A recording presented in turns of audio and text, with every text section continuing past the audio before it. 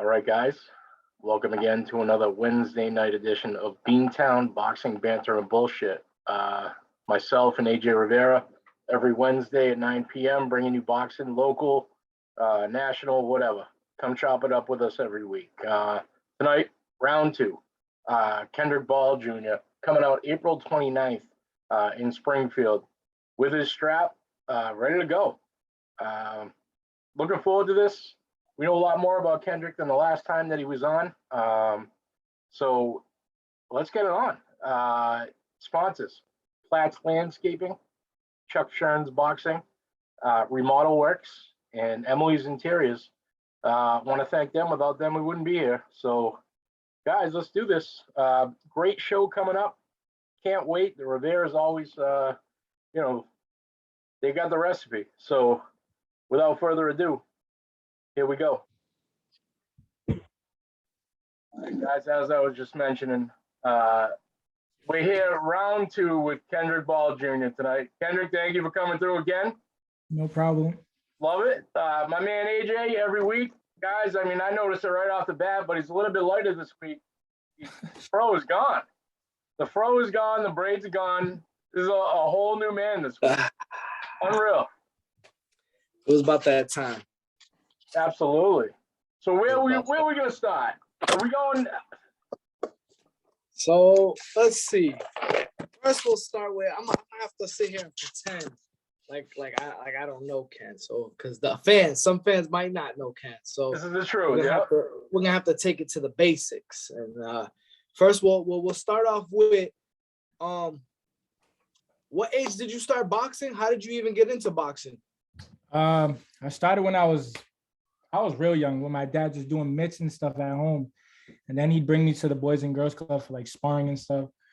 And then it wasn't until like high school I really started like fighting and amateur boxing. So your pops used to do the mitts with you. Were you like, was it because you were interested in fighting, or was it just something he wanted you to learn how to do? It was more something he wanted. He got me into it. He used to box because of his, he started because of his best friend. And what was his name again? Remember he got killed in South High? Oh, Jeffrey Johnson. No, not him. Jerome. Yeah, Jerome Johnson. Yeah, that's what I meant. I said Jeffrey Johnson. I meant Jerome Johnson. Yeah, so he started boxing because of that. And then, he started doing stuff with me at the house, and it just kind of stuck. Okay. It was a bad time with South High. It was definitely a bad time. We're still recovering from that, even now. What's crazy is a lot of people have said that, like, everyone that I've ever talked to, obviously that's way before my time, but everyone that I've ever talked to said, like, whether it was a basketball or a football or a boxing glove, like, this kid was going to make it in something. First of all, the kid was the nastiest boxer they had seen. Yeah. But, like, I guess his athleticism was just like crazy. Like, he was going to go elite in something. Yeah. Shame. But so, but all right. So when was your first amateur fight? Well, I had a couple exhibitions, but like my first amateur fight, I was, I don't know. I want to say I was a freshman or sophomore. I started late. So when you say exhibitions, you did some of those smokers? Yeah, smokers. Like that they like do at at Ionic Ave or at Ionic Ave or at like East Park? Like they used to do at East Park. I used to do those. I did a couple of those. And then I remember Fitzy had a show at the Armory, and I did that one of those as well. So when did it set in for you? Like, you know what? Because high school's kind of late. So what kind of made you be like, you know what? This is what I want to do. It wasn't so, I want to say, so after I graduated that I was like really sure like this was really what I wanted. I just did it because, I was, Kyrie and all of them, they were all successful. And I was just always the laziest one, slacking, always the first one to quit. And then once I seen Kyrie turn pro, that was when I was like, dang, I want to be like that. I seen all the attention he was getting. And then my dad was like, if you want to turn pro, you gotta show me, you gotta get a knockdown or something in one of your fights. And then that was like that year is just when I went crazy and just started working mad hard. I got a knockdown in the Rocky Marciano. I won my belt. And then I was winning so many tournaments. I won the USAs right after, and then the Golden Globes, the Western Mass, and then right after that, we turned pro. I don't know, I just turned up. I just wanted to show everybody that I could do that too. So that was kind of like, Kyrie was kind of like my motivation, what really got me going. Okay. Mike, I'll tell you, this dude hit the latest growth spurt I've ever seen. And on anyone, period. No, like in high school, my man sounded like Mike Tyson. Like real quiet, like I was throughout. I just had this conversation with somebody else. I was like 5'4" in high school, 132 pounds. Then like 2 years you were fighting at 119, bro. And then I shot out to 132, and then 2 years after went I from graduated, 119, grew a little bit, went to 132, then like skipped mad weight classes. I think you fought maybe like one time at 154 or something. Nah, I went straight to 168. 78. It's not even 60 as amateur. 65. 70. I went straight to 178. Yeah. 178. I think I did a couple at 65, then just stuck at 178.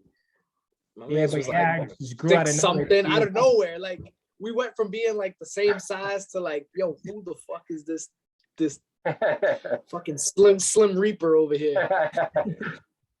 And what's crazy too is like that whole family, like Rashad, Owen, Pep, they got to be some of the most heavy-handed motherfuckers like in the whole city. It's just like you wouldn't even suspect somebody as thin and like just like light as him would be like hitting like a heavyweight. It's crazy. My dad, like in the amateurs, like I've always had a bird chest. So my dad used to be like, you don't feel the type of way, like you go in there and all these dudes are jacked and you're mad scrawny. I used to be like, no, because when I get in there, I'd punch just as hard as them or even harder.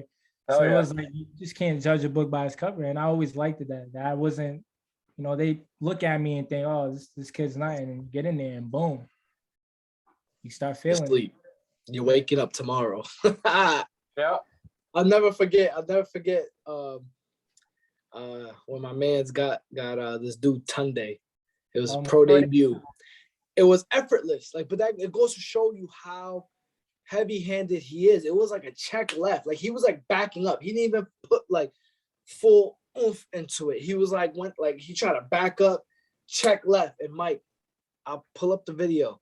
If I'm lying, I'm dying. This dude hands up in the air, backwards, boom, on his head, out cold. And that was his pro debut. Oh, I was like, oh my goodness. If you watch that video and you see my reaction like that, nothing like that's ever happened to me. So I didn't know what to do. I was just walking back and forth. I didn't know where to go. The referee was grabbing me to like told me to go back to the corner, but I was like lost. I didn't know what I should do. He was like, oh shit, I just killed someone. I'm going to jail. Bro, I swear it was crazy. He didn't put like, it wasn't like he threw like a Mike Tyson, like, come here. He was like kind of trying to get out the way. And like the dude threw a punch and he like went to go back up and he just checked left him. I threw the right hand. I fractured my thumb on that right hand. And then I threw like a slapping left hook and then he was just out. Then when I looked, I seen his head bounce off the ground and then he just laid there.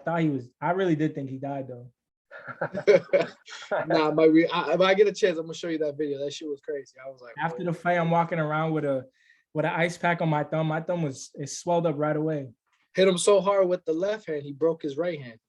There's a video that came up with my memories when you said that. Yeah. So, all right, that was your amateur career. That was your pro career. Was there any other sports, any other things that you were interested around it? I mean, me and Pep, Mike hates on it because he's South High. Me and Pep, we Worcester Tech alumni. Yeah. So I'm finally got somebody on my side around here. Yeah. Ganging up. I hear you.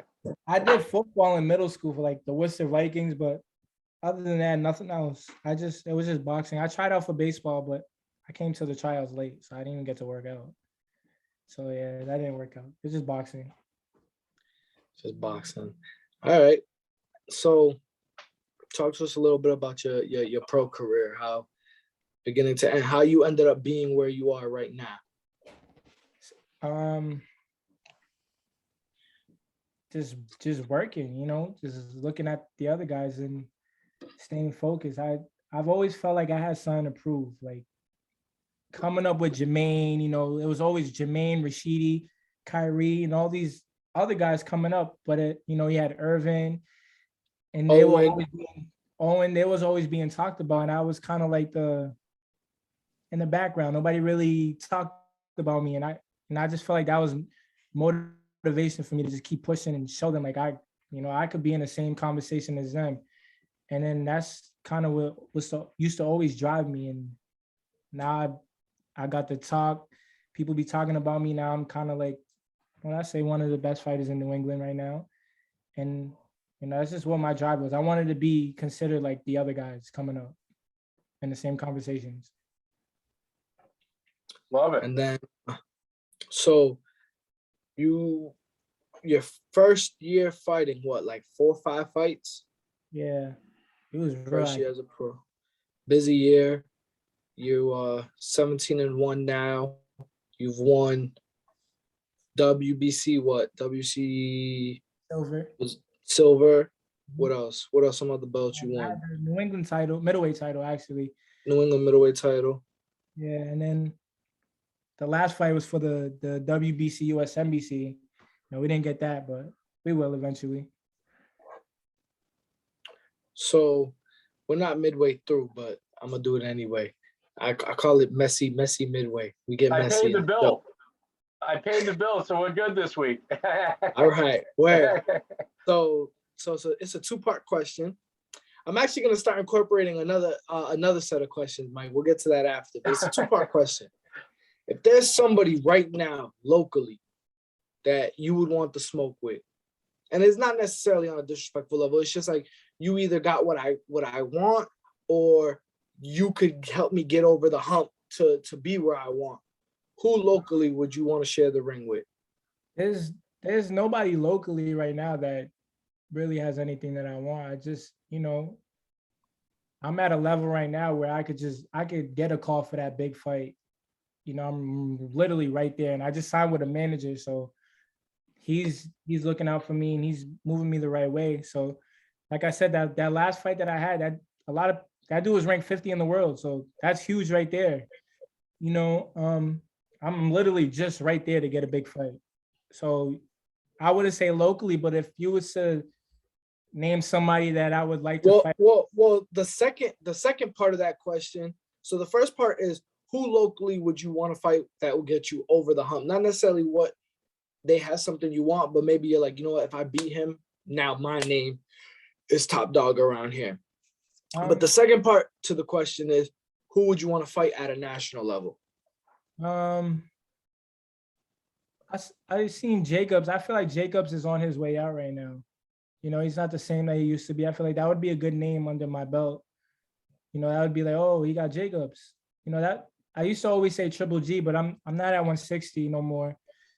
But I feel like, I mean, if they offering you a $300,000 payday to fight Triple G, you wouldn't fucking cut a leg off to make that weight? Oh, yeah, I'm going somewhere where it's hot. I'm gonna be sweating. So I mean, you can still call Triple G out, even though, and he's going to 68 for the 3rd Canelo fight. Oh yeah, I forgot about that. Yeah, but I feel like after Canelo, he's gonna be done. So I would say it's still a respectable name. Any guy who's been a world champion for that long and has that big of a fan base, there's certain guys that no matter what, you're always going to be able to capitalize on. Like, for example, Mike Tyson. Mike Tyson is obviously not Iron Mike Tyson anymore. But you beat the name Mike Tyson on TV where everyone who knows who it's still like, oh, you beat Mike Tyson. A lot of guys will. So, I mean, that's still, regardless what happens with him and Canelo, that's still always a good name. Yeah. I'd say Jacobs. Danny Jacobs, that's a great name. What about Berlanga? What do you feel about Berlanga? He just has the name. Like, somebody brought it to my attention. They're like, he's at the same level as us. He just has better, he's better promoted. And I feel like that makes sense. I think that was me. It was the team. Disappointed. It was the team. No, it's the team, because I gave that example. I was talking to a few belts. I remember I mentioned it to Pep. I mentioned it to Bob, to Jermaine. Like, what realistically, like if you really think about it, what separates a Teofimo Lopez and a Jermaine Ortiz? What separates Edgar Berlanga and a Kendrick Ball? What separates an Edgar Berlanga and a Bobby Harris? You know, it's the only thing that really set, because, you know, a lot of people don't realize, like, yes, it's one-on-one in the ring, but boxing is a team sport. When you have everyone playing their parts and playing their roles, that is all that makes the difference, is the team. That's all that makes the difference. Edgar Berlanga's what now? 18-0, 19-0 or whatever. Yeah. You know, so he's only got 2 more wins. He's only got like 2 or 3 more at the most wins than Kendrick, you know? And it's not like he's fighting anyone. Steve Rose was his best opponent, which he fought this weekend. Yeah. Up into this point. So it's not like he's fighting anyone significantly better than what Kendrick has fought. You know, the only difference is his marketability, you know, his team, how much he's being promoted, how much he's being hyped up. You know, and I felt he lost that fight hands down. So that's what's scary, being able to take a fight like that, and then you going in there, you just know like they're not gonna give you the decision. So like Steve Rolls looked like he was surprised that he was winning. Like he just had nothing behind him. Well, it was because Steve Rose, I think, got hurt early, and he was planning on taking. I feel like he was planning on taking a couple more shots and then going down. And then I think Berlanga has, I call it young man's stamina. And young man's stamina is like when these amateur fighters come in and blow their load early. Like, for example, Xander, I love Xander Zayas. That for me is my guy. He's a complete fighter. But I think in the first 3-4 rounds of that fight this weekend, he fought before Berlanga, he was very close. Like the referee was like maybe seconds away from stopping the fight. That was he a good beat fight. the brakes. He beat the brakes off that dude in the first 3-4 rounds, but he punched himself out. Yeah. He had the young man stamina, that inexperience.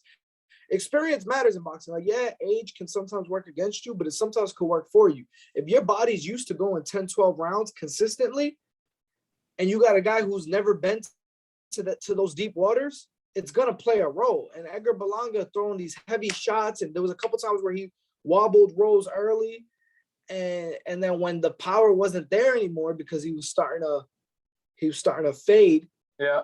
Rose was like, I can stick around, you know. Yeah. I fought Triple G.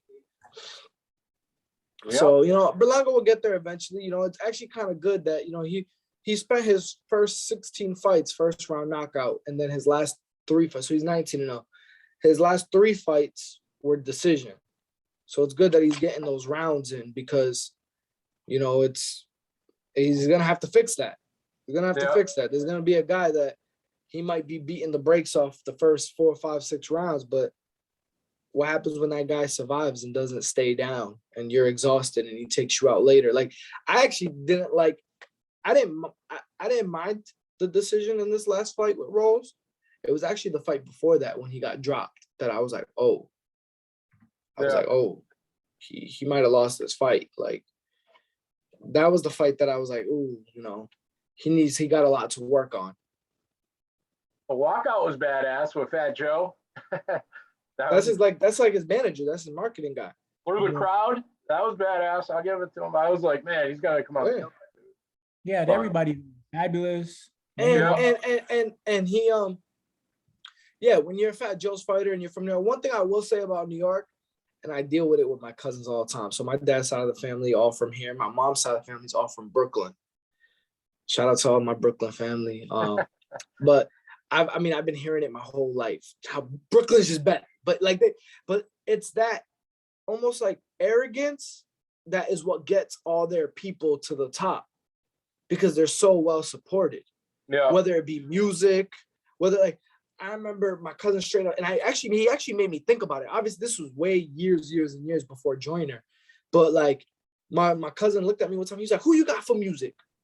And I was like, I was thinking about it. I was like, oh shit. He was like, we got Biggie, we got Jay, we got Nas, we got Bob. Like he's just going in. You're going in. I'm like, oh shit. And then he's like, and then he went to like to basketball because you know Rucker Park's big over there and shit like that. Oh, yeah. He's like, who y'all got in the NBA? oh shit. I'm thinking about it. I'm like, oh, so but it's like they support, they ride. So Edgar Berlanga has three things in his favor. One, he's from New York, which they are a huge support system. I remember vividly when my dad was fighting Luis Collazo. Mind you, Collazo took this fight on like 3 weeks' notice. It was here at Worcester, DC. It was the Worcester Centrum Center at the time. But I remember vividly, we're in Worcester, Massachusetts, but I remember hearing Brooklyn. Mind you, Collazo's not a known fighter at this point. Right. Collazo got his name off my dad because after my dad, he went on to fight Hatton and Mosley and all those guys. But I remember that support he had there that night. And I'm like, that's what Worcester needs. We have to start being proud of the people that come from the city instead of watching and hating on the next man's plate, like what's on his plate, you know? Yeah. Just support it because that's what's gonna bring life to this city. Because, you know, Berlanga just being from New York, also being Puerto Rican. Puerto Ricans will ride for their guys beginning to end. That's another thing. That is like, whether it be baseball, basketball, like they count Carmelo Anthony as he's half Puerto Rican, but you ask a Puerto Rican in Puerto Rico, they're like, nah, he Boricua, we got him. My man's half Puerto Rican, like, but they ride for that, you know. So Berlanga has that in his favor, and then obviously having Fat Joe and you know, had the team that he's got, and I think that's just what separates the difference between like where someone like where Ken is at and then where Berlanga is at, because there is no difference between them. There's, you know, he's just as good if not better. You know, I think Ken is one of those genetic freaks because I mean he's really tall for his weight class. He's definitely taller than Berlanga. So, and he hits hard. He's got the reach. So that's just. I think if that fight were ever to happen, I think that would be a dope fight. So talk about April 29th. What's going on April 29th, Pat? April 29th, main event. It's more like my comeback. I just, you know, just focus on trying to be 100% with the weight. You know, haven't really been coming in 100% because I've been having, you know, cutting weight the wrong way. And, you know, that's morely what I'm focused on right now. Just want to be 100%. I owe it to my fans. I owe it to myself. You know, why keep stepping in there and not being 100%, being comfortable where, you know, thinking that I'm going to just go out there and perform good every time. You know, your body got to be right. And, you know, the last fight was a wake-up call. I had to, you know, take it really 100% serious. I got too comfortable in myself. It was just a wake-up call. And so I'm focused on just trying to cut the weight and be 100%. Springfield. Now, we have any predictions? Give the fans some predictions. I don't really want to give no predictions. Just say it in a rhyme. Say it in a poem. Let's go. Give a prediction. Just know that I'm working right now. I'm working with one of the top strength and conditioning guys, which we should have been doing years ago. But Radovan got me right now. I'm already seeing differences in my body, you know. So you guys are gonna see a strong me. And ready to ahead, and test out the results on somebody's chin. Yeah. For anyone who doesn't know who Radovan is, I'm gonna tell you right now. So my dad was a workaholic, a work freak. Like he would outwork trainers. He would like be upset if after a workout he didn't feel like exhausted and dead. So my dad went like searching. I remember I used to be with him. I was right hand side to side. We went with some guy who he's like a strength and conditioning coach in a pool. My dad's doing all these workouts. After my dad was done, my dad's like, nah, if I feel like I can go to the gym and train right now, no. So he lifts this guy, leaves he's working with a few other people. He's just going through all these people. And Radovan had just trained Kevin McBride when Kevin McBride knocked out Mike Tyson. I believe the very first workout, he's the first guy to make my dad ever throw up. And from there, my dad fell. It was a match made in heaven. It was a marriage that ended up being love hate. Like, I love you because I know I'm getting all these great results, but I hate you because Radovan would laugh in your face after he's done torturing you. Like, it was so brutal, the things that he was doing, but it genuinely changed the trajectory of my dad's career. Like, when my dad had found Radovan, my dad was going up to a weight class that he had never fought at before, coming off of what was supposed to be a career-ending elbow surgery. So you picture 33, 34 years old of age, career-ending elbow surgery, moving up to a whole new weight class that you've never fought at before. He gets with Radovan, and Radovan's got things down to a science. Like, he's measuring your body fat every session that he's doing with you. He's telling you, like, by this week, you're going to be this weight. By this week, you're going to be this weight.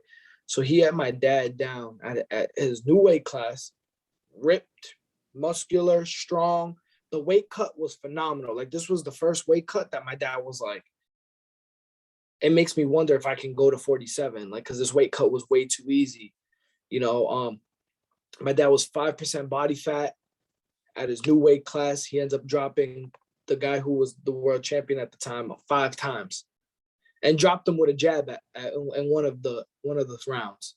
So Radovan just had him just strong. There's a lot of people who would attest to that, but I would definitely say there's a certain level in guys' careers where, if you have the advantages to get it early, that's good. But like where Pep is now, 8-10 round fighter, eventually more, definitely well due, past due. Like he said, he should have been working with him. Sometimes things need to happen to regain that focus and that hunger, though. So, and if he was that heavy-handed without a strength and conditioning coach, I mean, I'm kind of scared to see what Radovan will have him looking like. Because, like, I mean, Radovan's, if you know Rashad, talk to Rashad about what Radovan used to put him through. Like, him and Rashad used to go at it. Oh, man. It's brutal. Like, this dude, he's Croatian. So he incorporates a lot of European stuff that we don't. Like, a lot of people are just now starting to do it over here, but he's been doing it over here for years. He's out in Boston. Like, even kettlebells. Like, he really brought kettlebells over here before kettlebells was a thing, Yeah. And he just plays and tortures the mind. Like, he's making my dad count numbers while being exhausted. So he's making you concentrate with the mind while doing workouts, and he'll do it in English and Spanish. He's Croatian, but he's fluent in Spanish. Yeah. So he'll be like 1, and my dad got to be like, let's say he's naming odd numbers. So he's like 1, my dad got to be like 3. Radovan's like 5. My dad's like 7. Then all of a sudden, Radovan's like 9. And then my dad got to respond back in Spanish. He's like 11. Like, so it's crazy. Like, and then he does things specific for your sport. So if you're a football player, he'll work with you like football style. If you're a boxer, he'll work with you boxing style. It's definitely a much improvement to his camp. How do you feel working with him? How long has it been that you've been working with him? I think it's been 5 weeks already. Oh, damn. 5 weeks. Okay. The first week we started, we was deadlifting 65. Now we're at 205 deadlifting. Everything's crazy. It's just, he does everything by rounds. So he's like, by the end of it, you should be able to push through like 8 rounds, 10 rounds. And he'd be lying. And he'd be lying on the rounds. Yeah. He'll sit there and tell you, you got 30 seconds left. Meanwhile, because this is how he plays with your mind and makes you push, because like a lot of people cheat themselves. They're like, okay, I only got 30 seconds left. Let me go all out. Doing whatever exercise he got you doing, right? But then you're like, damn, this is the longest fucking 30 seconds ever, right? Then you realize he'll show you the timer and you really did 2 minutes. Well, it's like by circuit. So I kind of know like, when's it gonna end? The thing is just, I want the whole thing to end. I'll be looking at the clock like, this dude the hour's almost up. He needs to go. How'd you feel after that very first workout? Were you like, all right, like were you the first one everything they say about him is true? It was serious, but it wasn't until like on Monday. Monday was like we upped the weight, so I was like, oh man, this is out of control. One of the days, so we go Mondays and Thursdays. So I want to say it was last week. I came home. So our sessions are usually around 11:30 or 1 o'clock. So I think this one was 1 o'clock. So when I got home, I took a nap. I didn't wake up till like 6:30. I never take naps. I was hurting. They'll be texting me, he's like, oh, how do you feel today? Like, good workout. How do you feel today? I'm like, I'm just sore. Like my body hurts. He's like, oh, he's like, I'm sorry to hear that. He's like, but you'll be better. I'm like, what? No fucks given. He's like, he's a torture Rashad and be like, are you okay, Rashad? Are you okay? Rashad like, fuck you, get out my face. You know I'm not okay.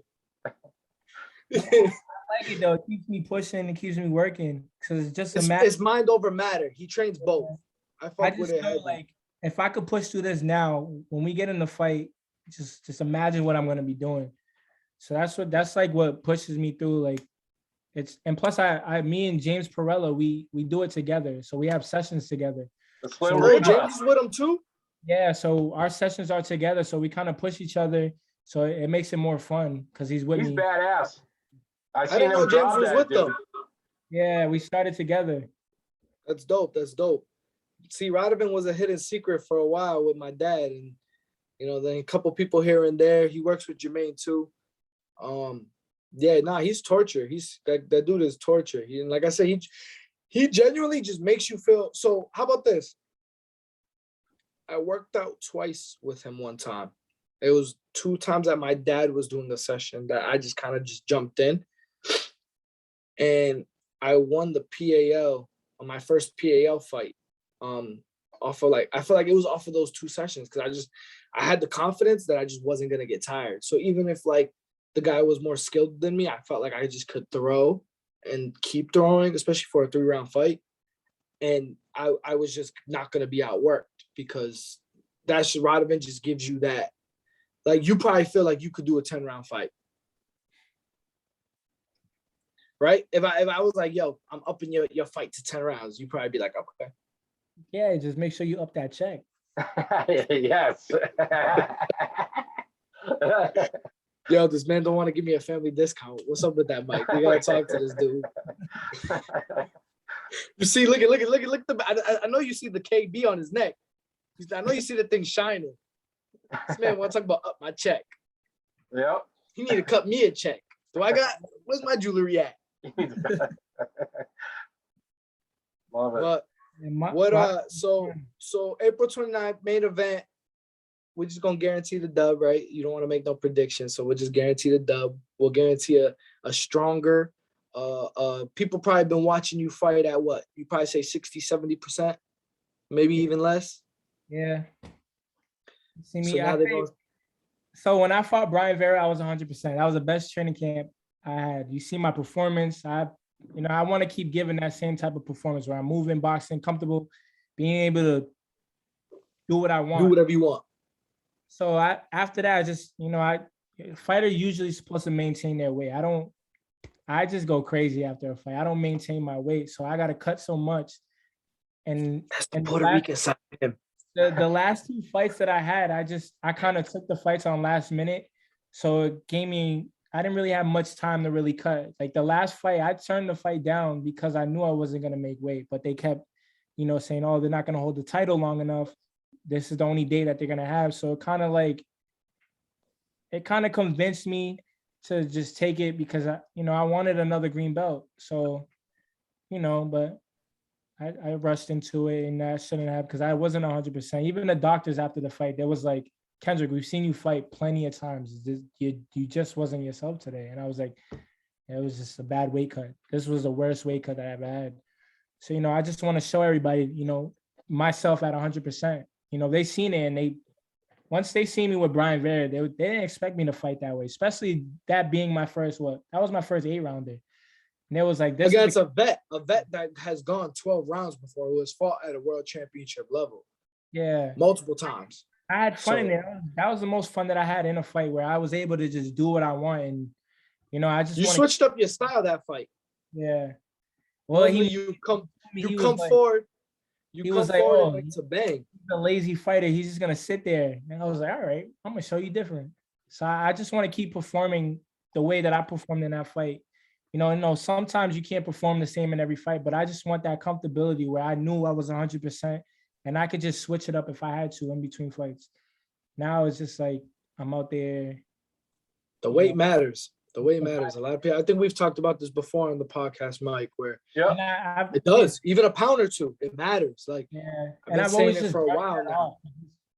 Just experiencing that the last fight, my weight cut. Now I know it's like I can't do that no more to myself. Especially as you're getting older, me and you are around the same age. Like the weight, it gets harder to come down, but it's more abuse on the body. Like as dedicated and as like in shape as we talked about it in one of the other videos. I always say like Jermaine is. I'm like, he's abusing his body more training and the weight cut than he's actually abusing. Like he's taking more abuse training than he is in the fights. There's only comes a time, he's been fighting at that weight since he was like 14 years old. Like that's crazy. That's crazy. Sometimes it does the body good, those extra 5 pounds. So it's definitely a big thing, that weight cut. That weight cut is like, and then I would definitely say making sure you're 100%. My dad said that there was another fighter who got talked into a couple fights fighting injured, and my dad was like letting him know, like, hey, I took some fights, weight cut was bad, or I fought through an injury, whatever. Like the ring is not to be played with. Don't ever take a fight if you're not 100% mentally and physically, because mentally matters. Like if you could be physically 100%, but mentally, if you got other things outside the ring going on, you just not yourself. Kendrick, as a fan, and I'm going to be there doing the video in the ring, I'm going to need you to crush somebody. So if you can make it happen. We want a Tom Day. I'm gonna need your best here, brother. I'm not gonna tell you it's gonna happen, but I'm just don't blink. That's what I mean. Don't blink. He wants to be a demon. That means he wants to be a demon. He wants to do some legally illegal things to somebody. Like it's illegal to catch a body, but it's legal in the ring. That's what he's trying to do.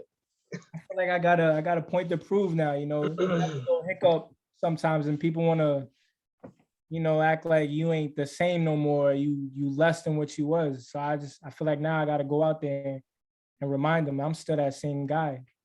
Put some respect on it. If not better. New and improved team. You know how I said team makes the difference? You got a new manager. He's got a new strength and conditioning coach. That matters. Those little things matter. Yeah. A lot of guys, they let these, there's nothing wrong with building yourself, but you can't let these cab drivers make you think that you're a killer and then start talking crazy. I feel like I got a point to prove and just let them know that I'm still that same guy, and I'm just gonna keep staying hungry and keep focused more on me being 100% and performing the way that I should perform. Love it. I'm pumped for this, man. What a great card. I mean, the whole entire. I had to wild out because like I was getting like I already when I first applied for my matchmaker's license early on, I was 23 maybe, and a lot of people were like, why should we give you this license? Like, what experience do you have that like we should give you this license? Like, I had to really earn my respect amongst the body, and I know there's some people who probably still don't give it to me, which is fine. But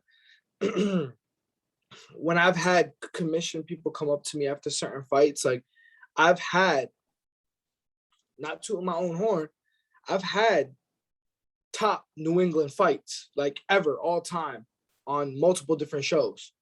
I remember my first, my second show, Matt Ramillard and Augustine Morris. That was a great fight.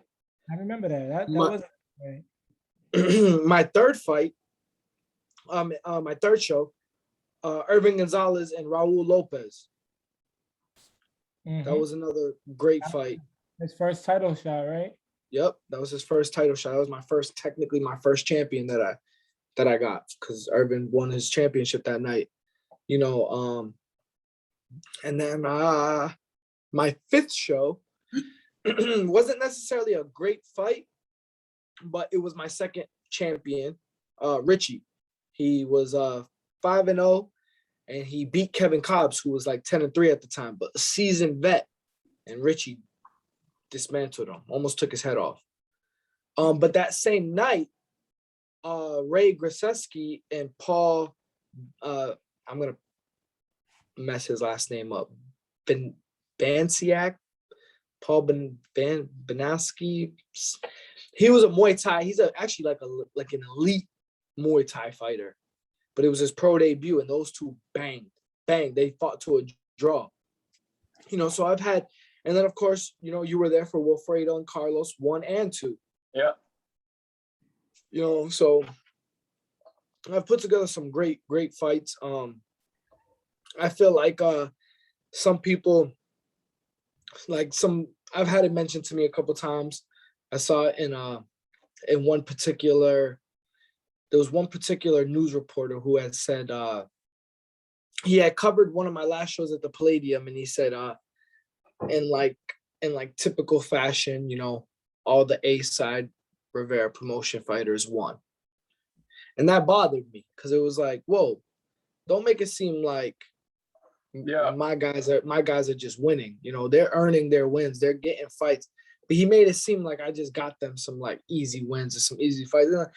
I've been around this boxing game long enough to know that these records don't matter. I've seen guys 10-40 beat guys 10-0.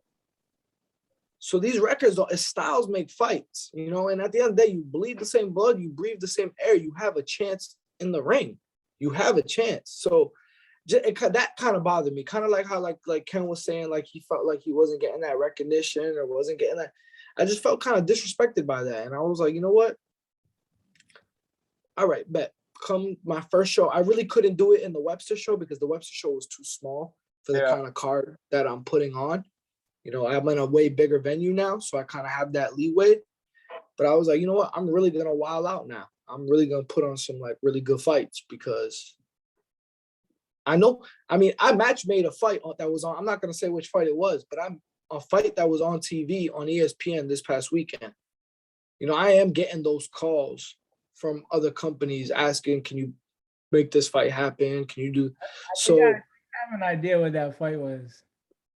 Yeah, dude got knocked out, but whatever. Neither here nor there. But you got a guy killed? Nah, he actually, he held his own till what, the fifth round? Fifth. It was a 6-round fight, and I think he lasted to the 5th round. The Dominican character. Yep.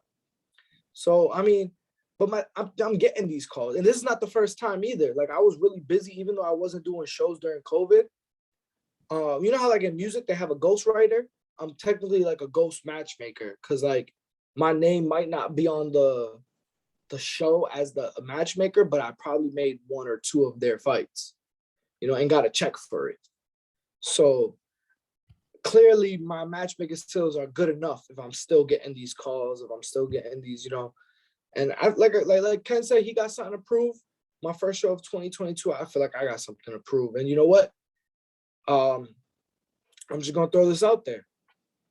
Richie Rivera had his pro debut with me, and he's won multiple belts under me. Derek Whitley, he's not my fighter, but he had his pro debut with me. His first 2 pro fights were with me. He's about to fight for a belt as well. Love the Whitleys. Wilfredo Pagan, every fight except 1 was with me, and he's fighting for his belt. Oscar Bonilla had an early career way before me. His last fight was with me. This fight's with me. He's already fighting for a champion, but I could have 4 of my guys walking away as champions that night. And that says something. Love it. So potentially, I'm not going to say all of them are going to win, but, potentially I could walk away with 4 champions that I could say started with me. They can't just nail the weak opponents on you either, though, because I see there's a crew of journeyman guys that are they fight for everybody, but those guys need to make money too. It's true. It's true, and they get. You know what? When so and so uses them, and when so and so uses them, it's not a big deal. When I use them, and I think that just comes with my age. It just comes with my age. Who's this? Yeah. At the time, like I said, I was 23 or 24 when I entered the game. It was, who's this young kid? I'm probably this young, snotty nosed, spoiled kid. But I earned my stripes. I didn't just, this shit wasn't just gifted to me. There was a lot of study. There was a lot of actually me just loving the sport and studying the sport to be able to do what I do. This didn't just happen like, boom, I'm tech like Rashad calls me, like an encyclopedia of boxing. It's just what I did. I've never pictured my life like back when I was boxing. I never pictured my life without it. So when I stopped boxing, I had to still stay in the sport some way. And then like I said, I think I mentioned it in a previous podcast. I went to college for sports management. I ended up working for the promotional company that Kendrick used to be signed with. Jermaine's still with them. Kyrie used to be with them and stuff. And I learned more because I felt like I knew a good amount at the 10 and 12 round level because of the things that I watched with my dad and like Don King. But I learned more. What I really didn't know was like the 4 and the 6 round level stuff, and I learned a good amount. And by the time I was graduated, I looked at my dad. I'm like, yo, I'm ready to start our own shit. And my dad, he'll tell you, he made me, he didn't take me serious after, not that he didn't take me serious, but he wanted me to really show I was ready. So he was like, you know what? Write me something up, draw something up, a business plan. What we would do, why it would work, present it to me, and we'll see what happens. And he'll say, he's like, my son's a procrastinator, and I didn't expect to see that shit ever, or I didn't expect to see that shit for a few months from now. And I went back to him like the next day or a couple of days later with a whole PowerPoint. Just listen, this is what we got to do. This is how we can do it. Boom, boom, boom, boom, boom. Let's get it rocking. So I'm still earning my stripes. I'm so far from where I was in 2017 when I did my first show, but I'm a lot further than, where I'm far from where I used to be, but I'm still far from where I'm headed. Just like Ken, he's nowhere near the same guy that he was when he was a pro debut fighter, but I'm sure he's got so much more to show us and the fans. So it's dope that, because like I said, I've seen what my dad went through with Don King. It's for me, it's dope to be able to help guys that I have personal relationships to, because there's not a lot of fighters that can be like, I actually know my promoter. Like I know my promoter. Yeah. Not that I'm his promoter, but I'm the promoter of the show, where like he can call me or text me on a personal level. Like, there's a lot of guys like you're not talking to Al Heyman. You're talking to his assistant. You're not talking to Don King. I don't care who you are. You're not going to talk to him. You're going to talk to his assistant. Even my dad being one of his world champions, like always talked to the assistant, never to Don. It was rare. Only time Don was involved was maybe when there was like contract stuff, but same thing with I'm sure it's the same thing with guys who are signed to Golden Boy. I mean, how many times are they talking to De La Hoya? They're definitely talking to the assistant, not him, Yeah, he's scared. He doesn't want to smoke. I love bringing him up. That'd be a good fight for Pep. That'd be a good fight for Pep. Get De La Hoya old ass. Never gonna fight. I think it was just more like he was bored. Attention. Yeah. He was bored. He was bored. He needed the attention. He was like, they forgot about me. They forgot I'm the Golden Boy. You would have fought somebody already. At least to stay active. Yeah, and then he'd be on like webcam or like video chat with his girl, and he'd be like drunk as a skunk. He'd be like all messed up. Yeah. What about you? What about you and the Paul brothers? You take any of those fights? Yeah, you see what they're paying right now? So what if like Jake was like, listen, in one night you got to fight me 4 rounds, and then right after you fight me 4 rounds, you got to fight my brother Logan for another 4 rounds, for 8 rounds total. I mean, the money's good, but at the end of the day, they're heavyweights. So it's like we're totally complete different weight classes. Nah, they're not heavyweights. They're light, heavy, and cruiser. I think Jake is 75 and Logan is like 85. Nah, he's like he's huge. I know one of them's huge. Logan is huge. Logan is the one that's like 185, 190. Yeah. But when he fought Floyd, he weighed in at like 180. He looked big against Floyd. Jake's not that big. I'm gonna go in his box right. Let me see. He said, I'm going on the website that knows it all. Yeah, see, when Jake, when he fought Tyrone Whitley, he was 191. He's a big guy. It's a heavyweight. Yeah, but that was Tyrone Woodley. What was he before those fights? Woodley. And Askren, he was 191. Nate Robinson, he was 190. He's a heavyweight. Oh. So, and I like Jake. A lot of people down talk him, but he actually puts in the work. Like he trains with top pros. Like I like that people think that he takes it as a joke, but I see that he takes it serious. He's in training camp. He trains. He puts in the work. They can bang. Mad at him that he has the fan base that he has. He just happened to be a YouTuber and then switched over, but he does put in the work. It's not like he doesn't work. Yeah. No, he definitely has the luxury to put in the work and put in the extra time, extra training camp. You know, him talking junk, that just brings more attention. That's Mayweather's game, Broner's game. That's all. It's just you hating him just makes you want to see him lose. So you're gonna buy the fight. Exactly. I like it. So you got to start doing the same, bro. And plus, you see what he does for the other fighters. He start telling people you're gonna take their pockets and make them hold your pocket. Yeah, but he's the one headlining the card and bringing the money in. You see, he makes everybody get a bigger payday on the cards. Amanda Serrano, first female millionaire. He's dogging Dana White right now because of the fighter's pay. I mean, and he should, man. That kid Patty the Bang. Yeah, no. Dana White. So, like I said, so a lot of business guys get rich by being cheap, but he's obnoxiously cheap. Like, I'm not saying you gotta overpay, but like, I mean, nah, something's gotta give. There's no way your highest paid champ is only making $1 million, $2 million, whatever. Like, what? There's opponents like Steve Rose. He just fought Berlanga, but the fight that he fought Triple G, he made $300,000. Yep. And that's like on a low end. That's on a low end. Like there's guys that will make. They're calling out Canelo now to fight, but Canelo's not. He's not budgeting for them. Nope. He's not gonna fight an MMA fighter. He says it's not even worth it. Francis Ngannou wants to go to box. There's a reason why these MMA, so like boxers don't go over and everyone's like, oh, they're scared. They're scared. They won't come to our world. Your world doesn't pay enough. Our world does, which is why y'all come into our world. Right. Think about it. Francis Ngannou was talking about going pro boxing before even his last fight. You know, Nate Diaz, same thing. Nick Diaz, same thing. Conor McGregor, same thing. Conor McGregor still talks about doing boxing fights. Yeah. You know, so, you know, Conor McGregor's biggest payday ever was in a boxing ring.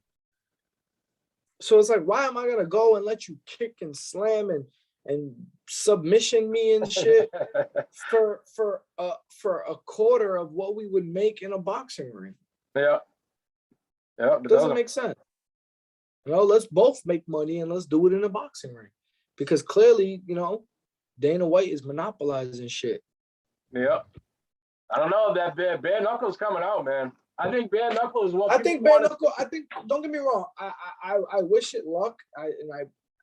I just think that there's a lot of. I think what they lack right now is I think there's a lot of guys that just are not willing to take the chance. So I think they're lacking like a big star because. I think it's new and people will like it because it's a combat sport. It's going to be gory. It's fighting, whatever. People are going to watch it anyway. Yeah. But there's so much of a cross between boxing and MMA that it's like, if you think about it, you're really either a boxing fan or you're an MMA fan. You know, but if I wanted to watch a guy fight with not boxing gloves, I'm going to watch MMA. If I wanted to watch guys box. That's not true because remember Kimbo Slice? He was basically doing bare knuckle boxing. Then when he went to UFC, he wasn't really the same. It was like but people liked it because he was a street dude that was just people like fighting. People like gory shit, which is why I think it's doing well. Bare knuckle's doing well and will do well because of that. But the reason why I don't think it'll hit the pinnacle that MMA and boxing is hitting is because it's not going to go as far as boxing, but I think it's going to have like its big moment for a little bit. I think they're going to get that one big star, like somebody like Kimbo, where they're flashy. And they had Paulie Malignaggi and they had Gonzaga. It's still Chad Mendes right now. Who? Chad Mendes. He fought Conor before. He's from the UFC, but how about Masvidal knocking out Colby at the restaurant? Did you see that? He busted his tooth. He's gonna go to jail. But he's one dude. I mean, I had this conversation with somebody. Somebody was like, "Oh, he's stupid. He's a thug," and it's like, "Oh, listen, the dude is who he is. You can't fault him for being who he's always been. That guy. He just actually acted on it, and a lot of people think that he only acted on it because of him losing in the MMA ring, and that's not why he acted on it. He acted on it because he's really about that life." And he had told him, even after the MMA, he was like, "Yo, we can take it out in the parking lot and get it rocking there too." Yeah. Like, in that fight too, like, granted, I think Kobe was just the more skilled fighter to win on a point system, but I don't think he's the better fighter, if that makes sense. I also think Colby was doing the promotion thing with the Conor and Floyd thing. I think he did enough. I think he did enough to win on the point system. Like, he deflected being taken down. He landed when he had to land. He didn't really he never really hurt Masvidal. Right. It was just he did enough to win. Yeah. So he won the fight, but is he the better fighter? Yeah, maybe in an MMA ring where you have to be more complete because you can't just be a wrestler. You can't just be a striker. You kind of have to be a little bit of all everything, So, and like I said, Masvidal is really about that life. So when he's like, "Listen, I don't care what happened in this ring. I don't fuck with you. I still don't like you. You talk too much shit. And if I see you, we can get it rocking in the parking lot." And that's literally what happened. Somebody called him. Somebody texted him and said that Colby was there talking shit about his kids or something like that. Yeah. So he pulled up and he told him too. He's like, "I'm gonna knock out your veneers." And he ended up doing it. That's right. He was talking shit at the press conference like that. Colby was going in too, though. He's a punk. But there's not one fighter that you're like, "Yo, Pep," like Pep. You're not like, "Yo, I hate this dude. If I got a chance to fight him, I want to break his face." There's one fighter that I don't like is Keith Thurman. He just every time he comes on, he just upsets me to the max. Tell that boy eat some burgers. Tell him to eat some burgers and come see you. He just upsets me to the max. When he talks, is just shut up. Just shut up. Oh, that's hilarious. Word. All right, Mike, you got any more for him? I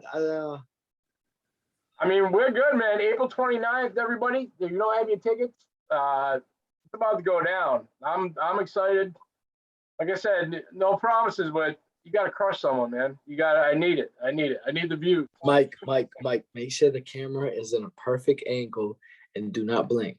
I'm there, man. I'm telling you, I'm catching these things. I got you. But he said you need to be like right in there. Round 2 was good. I mean, everybody should be pumped up here. I'll tell you. So I'm excited. I know what he's capable of. I know what he can do. It's him at this point. It's him versus him. That's just all it is. It's him versus him. So, we're gonna see that on the 29th, main event, Springfield. Only 40 minutes away for people who are asking. I did the Google direction.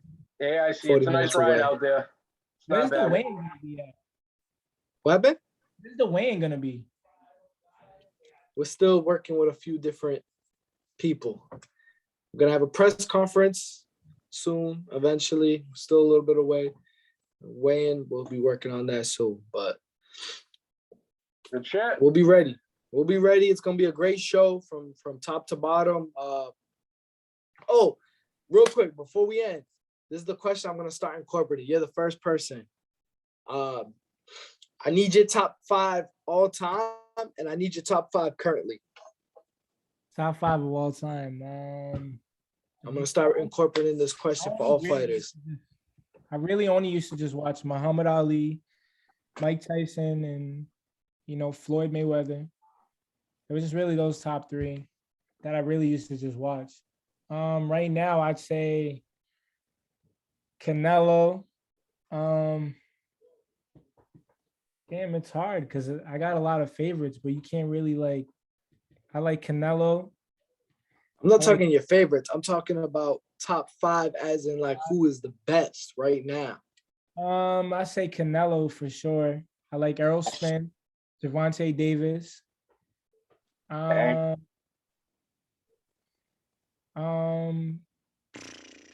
You don't put Terrence Crawford in there?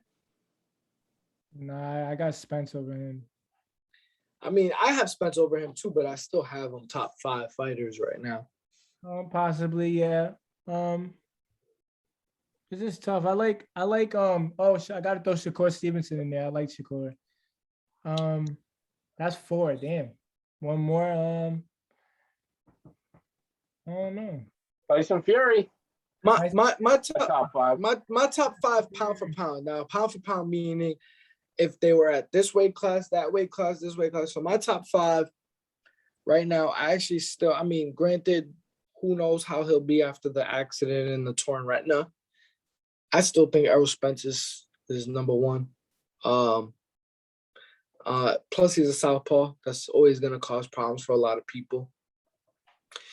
He's grown on me lately. I used to not be a fan of him. I'm still not a fan of him, but he has grown on me lately. I will put Canelo at number 2, just because he is taking those fights. He is fighting those guys. I think he's also cheating, but he hasn't been caught lately. He's only been caught once, so we'll just leave it at that. I guess I'll. At all. Let's talk about Pacquiao, the Roid King. Yo, don't disrespect. Don't disrespect. He's never been caught. You see how he knows me. So he knows me on a personal level. He knows how I get about my Pacquiao. He ain't never been caught doing nothing. Leave him alone. That's a good Christian man.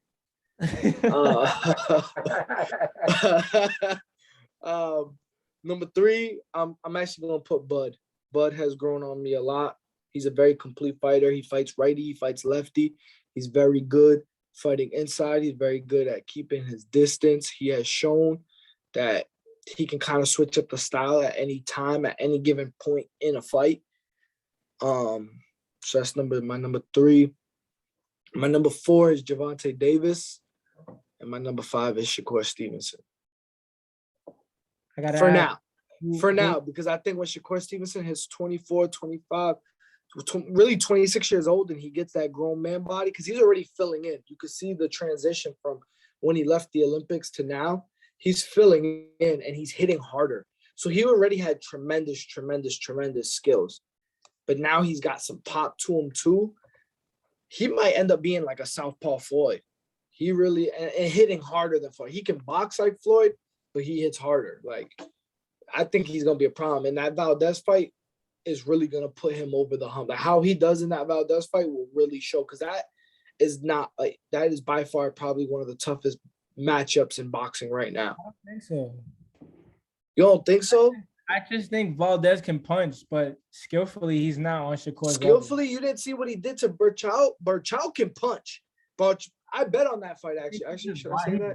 I bet in a legal area. I bet in Rhode Island. I was betting in Rhode Island. I was in a legal area. But Valdez was the underdog, a big underdog. He was like minus 400 or whatever. Plus 400. Berchelt was the favorite, and Berchelt can punch. I think Valdez actually has speed. He throws good combos. He mixes it up. Yes, he's really a power puncher, but he's a good volume puncher. He throws a lot of punches, 3-4 punch combinations. But I think that's a tough fight. Is his boxing ability this up to par with Shakur?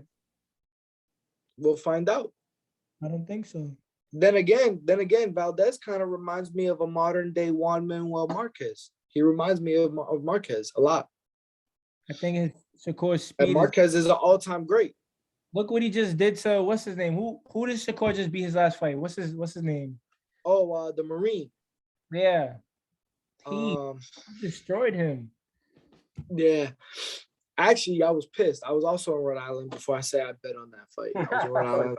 I promise I'm not a betting addict. I promise. I like boxing. Oh, I bet 10 Jamal Herring. So I bet 10.5 over. So I bet it was gonna go over 10.5 rounds. The fight got stopped at 10 minutes and 29 seconds. The fight got stopped. Sorry, I said 10 minutes and 20.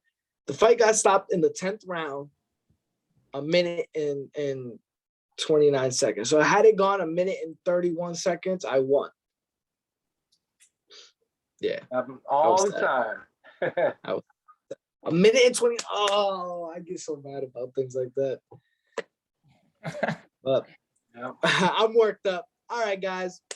Have a phenomenal night. Yep. Cut, train hard. Show the fans what you got April 29th. Main event. Springfield. Don't blink. That's You what think I'm you're gonna have the talking loudest about. crowd? You think you're gonna have the loudest crowd there that night? Am I the loudest crowd? I don't. It might be a mixture between me and Popeye. But I think so. Yeah, I think I should just edge it out a little bit. You gonna edge it out a little bit? Love Hey, it. I might give an award this night. I don't usually give awards, but I'm gonna give an award. I'm gonna let all the fighters know. Hey, whoever gets knocked out of the night is getting a bonus. Crowd or what? I got 13 fights. I can't have all these 13 fights go the distance. That's gonna be a long night. I need some knockouts. So you know what? Bonus to whoever gets knocked out of the night. Yes. I'm not gonna say what the bonus is, but I'm just gonna say it's a bonus. The membership to the Jelly of the Month Club. The bonus should be at least 1,500.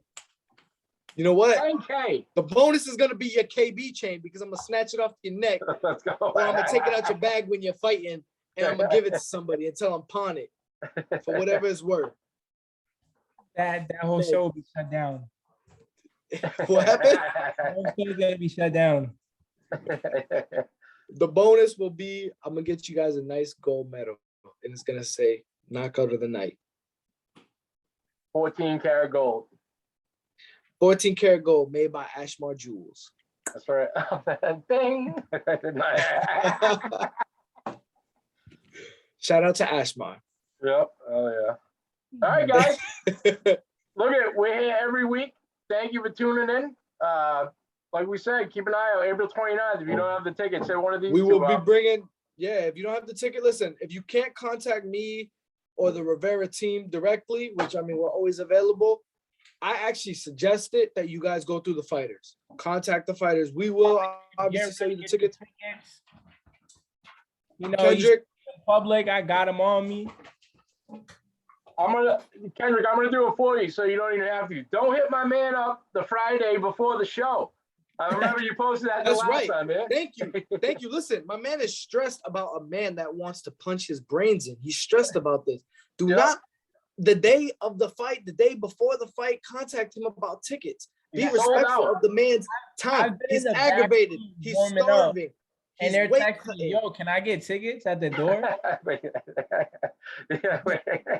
Listen, respect the man. He's weight cutting. He's aggravated. He's tired. He's starving. He got to think about another man trying to take his life.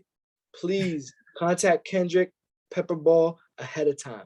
Do not hit him up the day. Don't even hit him up. Don't even hit him up the day of the weigh-in. Your deadline, if the fight is April 29th and the weigh-in is April 28th, your deadline to hit up Kendrick Pepperball is the 27th. The cutoff. Don't even talk to him after that. Yep. I got you, Ken. I'm your new spokesperson. The day of the fight, I block everybody's number. They'd be like, damn. He said the day of the fight, you all could get slapped. His opponent included and all you who hit him up. I'm his new spokesperson. That's what he just said. Love it. Go ahead. What else you saying? That's it. That's it. Get your Don't get slapped. Get your tickets on the 27th or you're getting slapped. That's right. All right, fellas, take it easy. Love Have a it, good guys. night. All right.